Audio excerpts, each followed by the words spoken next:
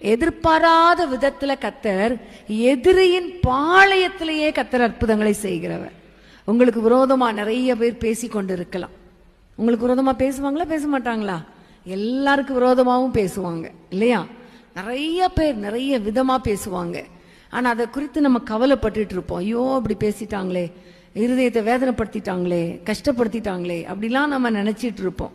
ஆனா ஆண்டவர் அவர்கள் பாளையத்துக்குள்ளதான் ஒரு கூக்குரலை உண்டாக்குவார். ஆமேன். எதிரிகளின் பாளையத்துக்குள்ள கூக்குரலை உண்டாக்கி எதிரிகளின் பாளையத்தில் இருக்கிற ஆசீர்வாதங்களையே எதிர்பாராத விதத்துல கர்த்தர் நமக்கு செய்வார். ஆமேன். ஹல்லேலூயா. நீங்க எதிர்பார்த்திருக்கவே மாட்டீங்க, அப்படிப்பட்ட விதத்துல கர்த்தர் உங்களுக்கு அற்புதம் செய்ய போகிறார்.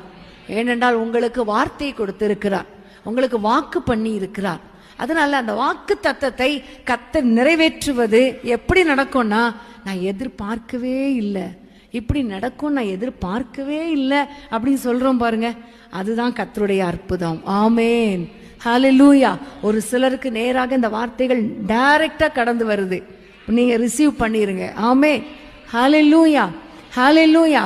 எதிர்பாராத விதத்துல எதிர்பாராத நேரத்துல கர்த்தர் செய்து முடிக்கிறவர். ஆமேன். ஹல்லேலூயா.